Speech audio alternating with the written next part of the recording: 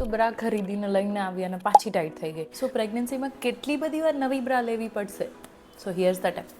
So what you can do is કે પ્રેગ્નન્સીના almost 7 થી 8 મહિના સુધી તમારો મોસ્ટલી વેઇટ ગેઇન થતો હોય છે. કફ સાઇઝમાં એટલા બધા ચેન્જીસ મોસ્ટ ઓફ લોકોને નથી થતા. એ ડ્યુરેશનમાં નવી બ્રા લેવાની જગ્યાએ તમે બ્રા એક્સટેન્ડર્સ યુઝ કરી શકો, જે તમને એમેઝોન પર ઇઝીલી મળી જશે. અગર લિંક જોઈતી હોય તો કોમેન્ટ કરો લિંક.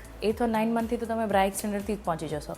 અને પછી અગર જરૂરત પડે તો વધારે બ્રા નથી લેવાની. એ તમને એટલીસ્ટ આઈ ગેસ 9 મંથ સુધી જ કામમાં આવશે. જેવું લેક્ટેશન ચાલુ થશે, મતલબ બ્રેસ્ટ ફીડિંગ ચાલુ થશે, તો સાઇઝ હજી ઇન્ક્રીઝ થઈ જશે.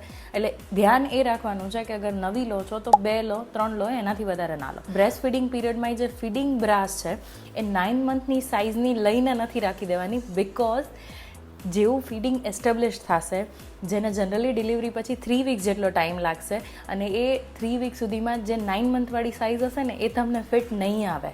એટલે એટલીસ્ટ 9 મંથની સાઇઝ કરતાં 1 or 2 સાઇઝ મોટી લઈને રાખી શકીએ આપણે. અથવા તો એવું કરી શકીએ કે જ્યારે જરૂર પડે ત્યારે આપણે શોપ પર જઈ અને પ્રોપરલી ચેક કરી અને વી કેન બાય દેટ.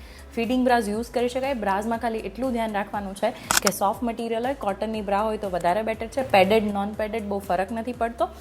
બને તો વાયર્ડ ના યુઝ કર્યા, અથવા તો વેરી સોફ્ટ અંડરવાયર હોય દેટ યુ કેન યુઝ.